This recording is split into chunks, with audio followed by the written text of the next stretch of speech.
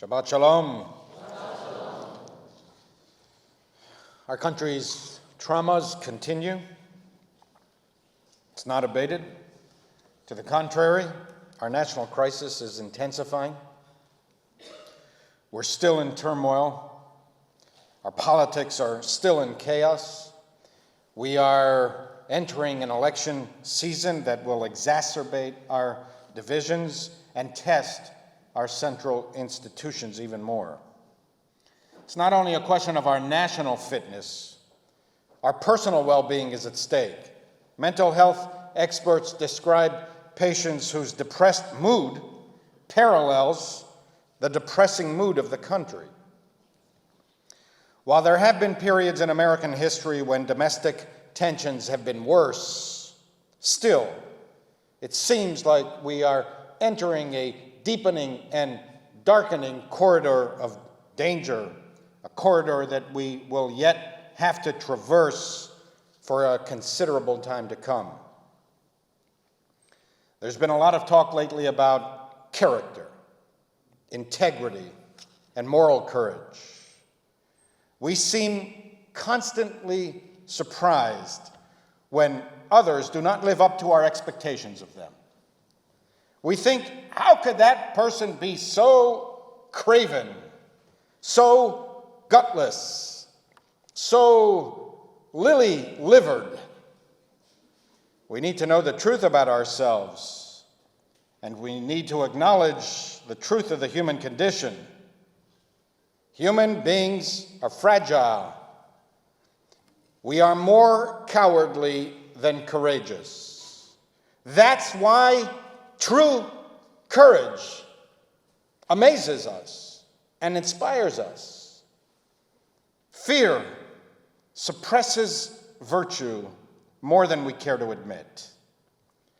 Put us under enough pressure, and we are capable of cruelty. It's not that we are entirely evil.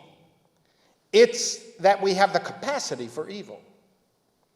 Put us under enough pressure, and we will conform. It's not that we are entirely unprincipled. It is that we have the capacity for self-deceit and rationalization. Our great strength is that we are social animals. Our great weakness is that we are social animals. Our self-approval is dependent upon the approval of others. We run with the herd. It's why we act like sheep when threatened with ostracism. The flock is our protection. From antiquity to our times, we dreaded banishment and excommunication.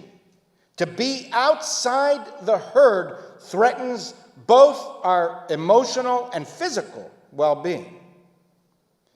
The astute sheep herder knows this and dispenses rewards and punishments accordingly.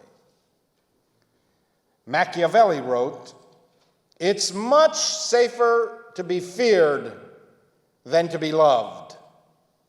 Love is held by a chain of obligation which, men being selfish, is broken whenever it serves their purpose. But fear is to maintain by a dread of punishment which never fails.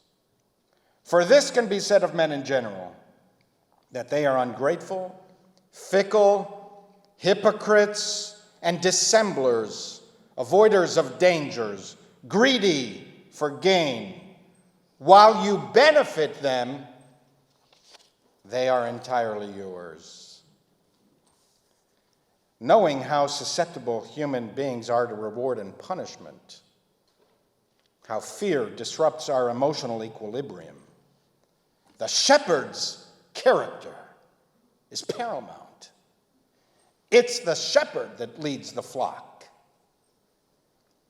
Jewish sages envisioned God saying to Moses, because you have been a faithful shepherd to your sheep, I will appoint you the shepherd of my flock.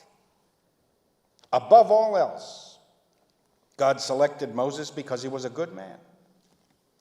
He had an instinct for justice and was inherently empathetic. Cruelty bothered him. Even before encountering God on Mount Sinai, Moses took action at considerable risk to his well-being and safety. That's how he ended up in Sinai in the first place, fleeing Pharaoh's edict to kill him after his slaying of an Egyptian taskmaster. Character is the first and most critical ingredient of enlightened leadership. The best of us are not necessarily smarter or more talented. The best of us have a better character. The best are grounded in moral integrity. Their principles give them strength and judgment, intelligence, knowledge, and even experience can take you only so far. The reason we never seem to learn from history, that we make the same mistakes over and over again, is that these are not the same mistakes. They are different mistakes. History never repeats itself. There are too many variables. Every situation is different. No one can predict the tests that await the leader or the nation. There's no formula, no equation that can be uploaded and inserted into some data bank for every circumstance. And therefore, the indispensable criterion for leadership is moral awareness. Is this person grounded in good values? Does she have the moral fortitude to withstand the inevitable test to these values? A morally grounded leader is more likely to overcome the pressures of conformity, cowardice, prejudice, fear, and intolerance that saturate the human condition. In this week's Torah portion, Beshalach, we read that Pharaoh finally relented and let the people go. Our attention is inevitably drawn to the Israelites who are marching towards the Red Sea and towards freedom. We rarely take the time to think about those that the Israelites left behind. At that moment, when Egypt was emptied of its slaves, what was Pharaoh thinking? What were Pharaoh's servants thinking? In one of the great verses of the Bible, we read, "And when the king of Egypt was told that the people had fled, Pharaoh and his courtiers had a change of heart about the people and said, 'Mazot asinu ki shilachnu et Yisrael mi'avdenu.'" What have we done? How could we have released Israel from our work? Jewish sages questioned why Pharaoh changed his mind. After all of the suffering of the Egyptians, what could have possibly motivated Pharaoh and his court to risk it all so catastrophically, reversing their previous decisions to let the slaves go? The Midrash gives two reasons. First, Pharaoh and his court said, if we had been plagued without letting them go, it would have been worth it to let them go. But we were already plagued, so why now let them go? The worst has already occurred. Second, Pharaoh and his court said, if we had been plagued and let them go without our money, it would have been worth it. But we were plagued, and in addition, they left with our money. What have we gained? In other words, Jewish sages teach that Pharaoh changed his mind and pursued the Israelites to his own ultimate demise because of two of the most seductive human impulses. First, ego, national pride, personal pride, self-regard. Those slaves assaulted our power, our sense of self-worth, of our self-pride. How can we let them go? We must take vengeance. Otherwise, we will be unable to live with ourselves. And those around us who are cowed by our power will begin to think that they can rebel too. Egypt must be respected.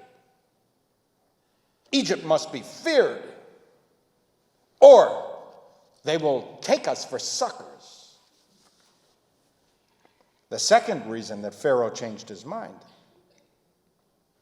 according to the rabbis, is the reason that many people make catastrophic decisions that ruin their lives.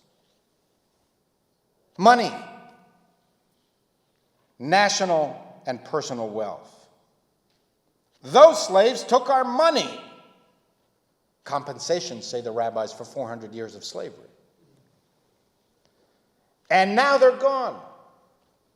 With our money. Who will do our work? If we are not careful, this impulse of self-enrichment can overwhelm our decision-making at a terrible cost to human dignity and even to our long-term interests.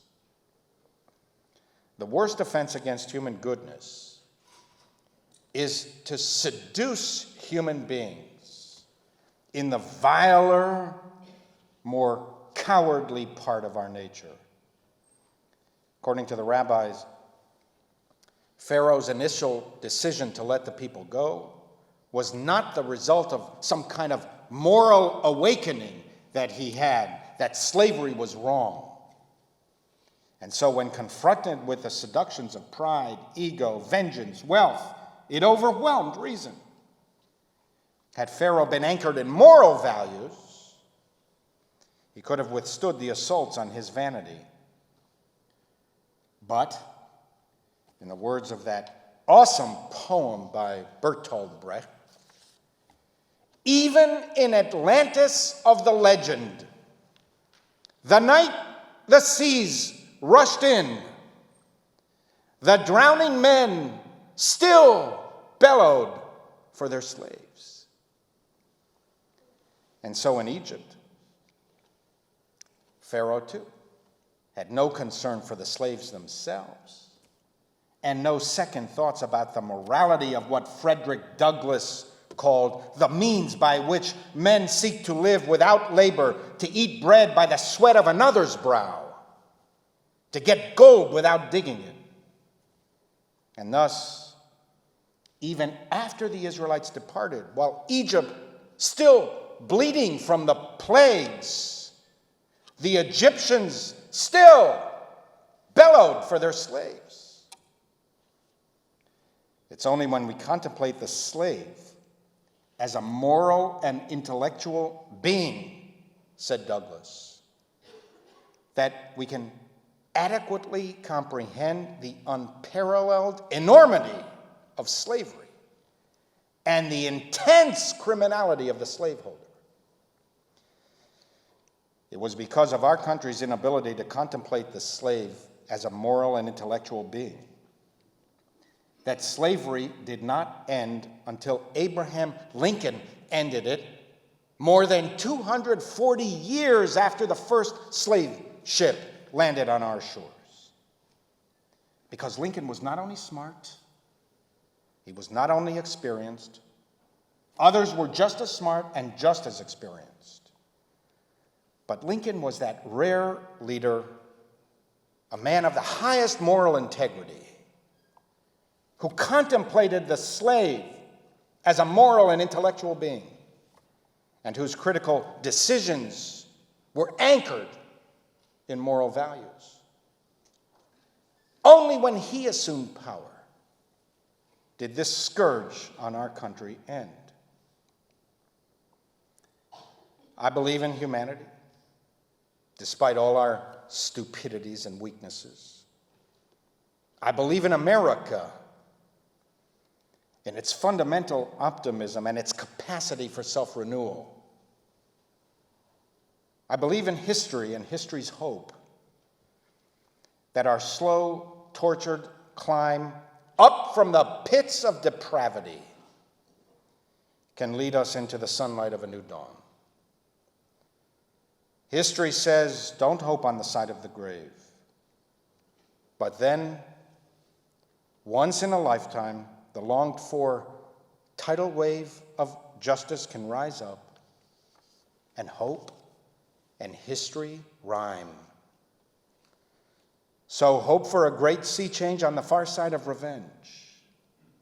Believe that a further shore is reachable from here. Believe in miracles and cures and healing wells. Call miracles self-healing, the utter self-revealing, double take of feeling. If there's a fire on the mountain and lightning and storm, and a God speaks from the sky, that means someone is hearing the outcry and the birth cry of life at its new term. It means once in a lifetime that justice can rise up and hope and history rhyme.